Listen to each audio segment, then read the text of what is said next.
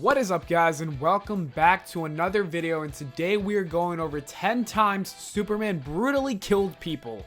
Coming in at number 10, we have Zod. There's no better way to start this list off than with a movie that most people viewed as a mess while some people viewed it as a masterpiece. Rather than creating the innocent, colorful Superman that was depicted in the Christopher Reeves movies, Snyder decided to go with a more realistic approach. Man of Steel received a tremendous amount of criticism despite the fact that Warner Bros. Kept associating it with Christopher Nolan. The movie was filled with many controversial moments, such as Superman leaving his father to die in a tornado and all of the destruction that was caused to Metropolis during the final battle scene. Even to this day, people talk about the scene where Zod forced Superman to either watch an innocent family get vaporized or kill him before he causes more chaos. Superman begged him to stop, but Zod continued to aim his heat vision at the family because he just didn't understand how anyone can choose humans over Kryptonians. When Zod claimed that he will never stop killing people, Superman realized that he was left with no other choice but to snap his neck. I know this angered many hardcore fans, but don't forget that Superman not only killed Zod in the comics, but he also killed him in the famous 1980 movie Superman 2. Number 9, Green Arrow. In the storyline Absolute Power, the Legion of Supervillains altered the timeline by eliminating most of the Justice League members except for Superman and Batman, whom they raised as their own children. When Superman and Batman reached their full potential, they became dictators of the world and killed anyone who opposed their ideas. As a gift for Superman's birthday, Batman tracked down one of the few remaining vigilantes. While Green Arrow was in the middle of attacking criminals, he turned around and noticed that Superman and Batman were watching over him. To defend himself, he shot an arrow at Superman, which may sound pretty stupid until you realize that it was made out of kryptonite. Batman became super angry when he saw his Superman in pain, so he began to brutally punch and kick Green Arrow in the face. Before Green Arrow was able to recover, he was disintegrated by a blast of heat vision by Superman, who told him that he will either obey or die.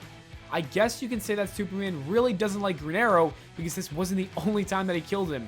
In the storyline Injustice Gods Among Us, Superman beat Green Arrow to death after he accidentally shot Jonathan Kent with his arrow. Number 8, Wonder Woman. Absolute Power, the same storyline that was brought up to describe how Superman killed Green Arrow, actually contained multiple deaths of our favorite superheroes. Wonder Woman tried to save the world from Superman and Batman by finding Uncle Sam, since the Amazons claimed that he could help her. After she gave Sam the Green Lantern power ring, they began looking for people who would join their team. Wonder Woman, Uncle Sam, Phantom Lady, Dollman, the Ray, and the Human Bomb planned out an attack against Superman and Batman. During their mission, Wonder Woman does her best to reason with Batman, explaining that in the unaltered timeline, Batman and Superman were counted among humanity's greatest protectors.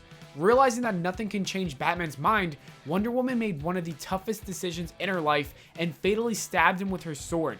After Superman watched Batman, who he viewed as a brother, die right in front of him, he turned to Wonder Woman and aimed all of his anger at her.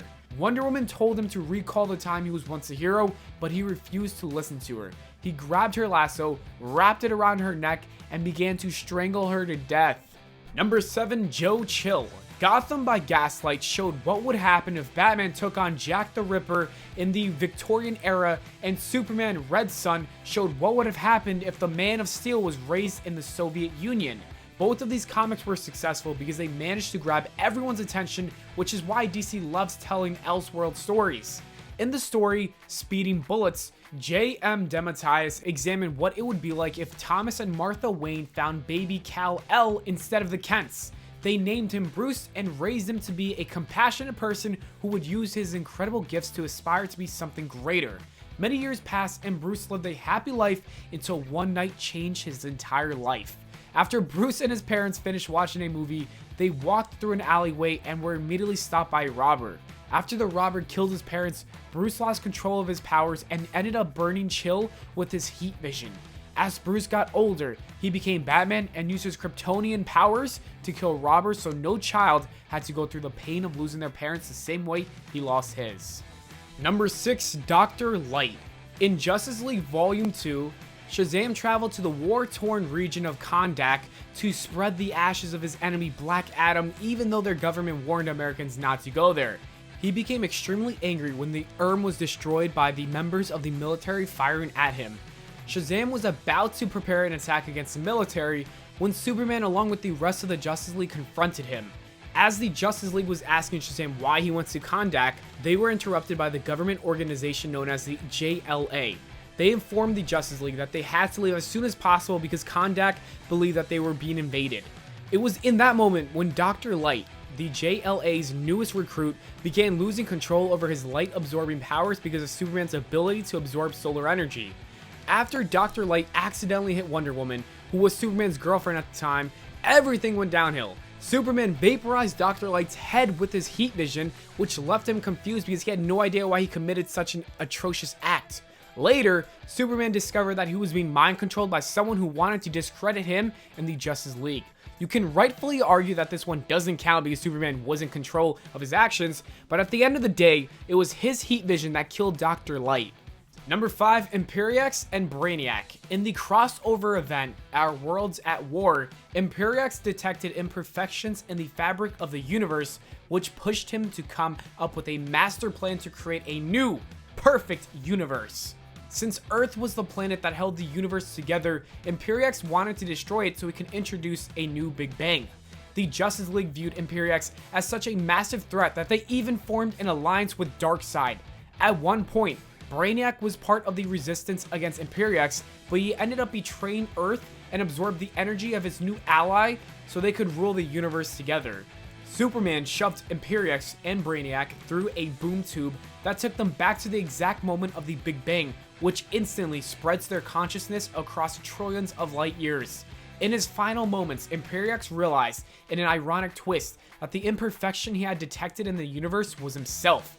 To be honest, it's not fair to blame Superman because killing 2 people to save billions of others is a decision everyone would have made if they were in his shoes, but still technically he did kill, so he's on the list. Number 4, Mr. Mixel. Alan Moore has written some of the darkest comic books of all time, including Watchmen and The Killing Joke, so you know that things are going to take a dark turn when he writes a Superman story. In the comic, whatever happened to the Man of Tomorrow, Daily Planet reporter Tim Crane paid a visit to Lois Lane hoping that she would shed some light on the mystery of Superman's disappearance 10 years ago. Lois felt like it was her responsibility to share Superman's story to the world because she was the last person to see him.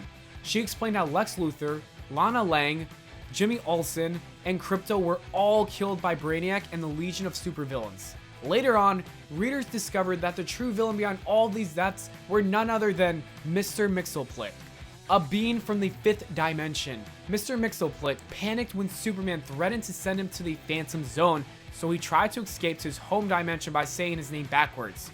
Because Superman activated the Phantom Zone projector at the exact same time Mr. Mixel said his name backwards, the villain was caught between 2 dimensions and his body was literally torn apart. Since Superman was angry at himself for breaking his code to never kill, he permanently drained all of his superpowers by entering a chamber of containing gold kryptonite. Number 3, Doomsday. When you think of Batman, the first story that pops into your mind is The Dark Knight Returns.